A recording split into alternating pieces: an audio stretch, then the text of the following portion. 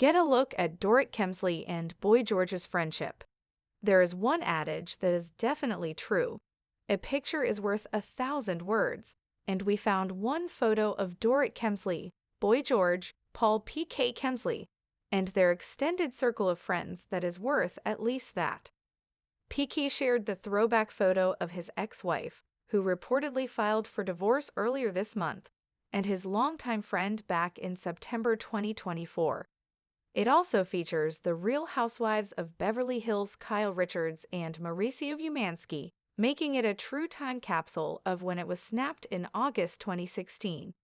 It's also proof that a lot has changed in the 9 years since they all posed together for the photo. Where do Dorit Kemsley and Boy George stand today? While Dorit and Boy George were once so close, he even lived with the Kemsleys, as you can hear more about in the video at the top of the post. They have grown apart following Dorit's split from PK. Boy George is firmly in PK's camp. Firmly, Dorit told Bravo producer Alex Baskin during Season 3, Episode 3 of Briefing on Bravo, "I'm also not fighting for people that are in his camp. It's like, let PK have whomever he needs for support. He should have that, as should I." She went on to share that she is more than supportive of their tight-knit bond. "I think George and I still will always be friends, but I think he's definitely firmly in PK's camp," Dorit said on the podcast episode. What's next for Paul P.K. Kemsley and Boy George? While Dorit and Boy George aren't as close as they once were, the legendary pop star is still tight with PK, who is not only his friend, but also his manager. PK not only often joins Boy George on the road when he tours, but the pair also often hang out as friends, including during a recent party in Briefing on Bravo. PK and Boy George are also hard at work on the upcoming biopic about Boy George's life and epic career with Culture Club. All-day script chats with our major studio.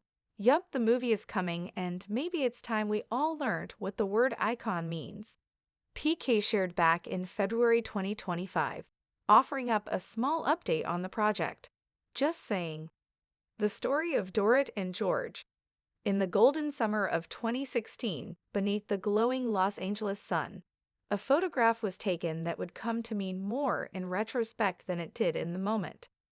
In it, Dorit Kemsley, flawless in white linen and oversized sunglasses, stood between her then-husband PK and their close friend, the pop icon Boy George. Their arms were intertwined like family. Behind them, Kyle Richards and Mauricio Umansky smiled like sentinels of reality TV royalty. It was a moment frozen in time, one of laughter, luxury, and layered friendships. That photo captured a life Dorit once described as effortlessly magical. She, PK, and George were inseparable then, sharing not just dinners and parties, but dreams, ambitions, and at times a home. Boy George had moved into the Kemsley mansion during one of his many extended stays in LA, escaping the gray chill of London and reveling in the absurd sunshine of Beverly Hills. What began as a casual invitation turned into months of shared breakfasts, late-night songwriting sessions, and tearful, unfiltered heart-to-hearts. I'd wake up and there would be George, already halfway through a pot of coffee, composing lyrics on napkins, Dorit once recalled in an interview. "We laughed more in those months than I ever thought possible." To Dorit, George was more than a pop legend. He was her confidant, her spiritual advisor, and her gay best friend before the term became a reality TV cliché. He would critique her fashion with brutal honesty, advise her on scenes for Real Housewives, and call her out when she lost sight of herself in the glitter of fame. Dorit, he'd say in his raspy London drawl, "You're not a handbag. Stop acting like you're only as good as your label." She adored him for it. But time has a cruel way of editing relationships, sharpening some edges while blurring others. The house that Glam built. In those early years, their house was a kaleidoscope of music and mischief. George would often host impromptu jam sessions in the living room, dragging in anyone nearby to sing backup vocals. Dorit would float in wearing a silk robe and heels, pretending to be annoyed, but secretly delighted. "PK," she'd shout, sipping from a crystal glass. "Your friend has turned our foyer into a nightclub again." But she'd stay and sing, always. PK, ever the producer, loved it. Managing Boy George wasn't just business, it was an adventure. A man like George didn't come with a schedule. He came with stories, psalms, and sometimes scandal.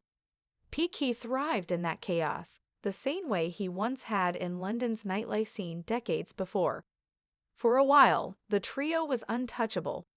Dorit and George even joked they'd start their own reality show, the House of Kemsley and Culture.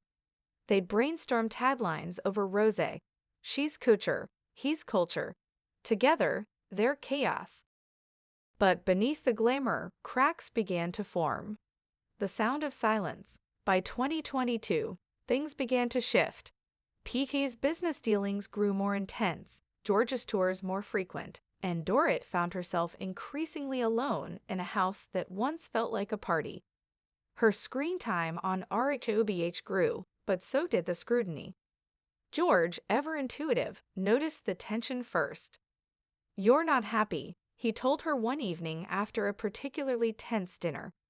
"You're playing a role in your own life." Dorit brushed it off, but the words lingered. The final blow didn't come in a scream, but a silence. George left for a European tour in late 2023 and didn't come back. Not to the house, not to Dorit. He still called PK, still texted from dressing rooms and backstage lounges, but his connection to Dorit thinned like a fading melody. When news of the Kemsley separation broke in 2024, George didn't call Dorit. Team PK. Dorit later described it as one of the most sobering realizations of her life. "I thought we were closer than that," she said on Briefing on Bravo, "but I understand loyalty. And if George feels his loyalty is with PK, then that's okay. I'm not in the business of making people choose." In truth, George hadn't so much chosen PK as he had defaulted to him. PK had been his manager, his advocate, his fellow Brit in the land of excess. When it came time to draw lines, George didn't hesitate. Firmly in PK's camp, Dorit said, half laughing, half resigned. Still, there was no bitterness in her voice, just a kind of wistful acceptance. As though she had placed their friendship in a velvet box, tied it with a ribbon, and stored it away on a high shelf. Something precious, but no longer essential. The biopic.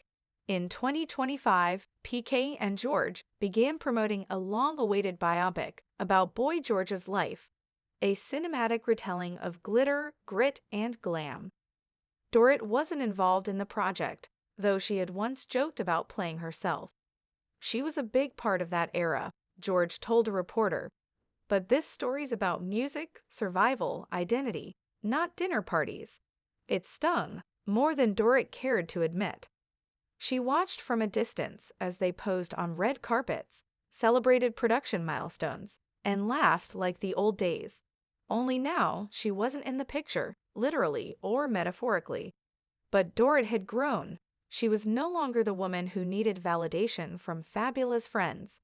She had found her own rhythm, her own voice, one that didn't rely on duets. An unexpected reunion.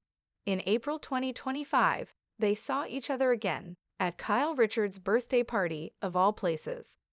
Dorit arrived late, in a crimson gown that caught every light. George was already there, leaning dramatically against a marble bar, sipping something neon. Their eyes met across the room.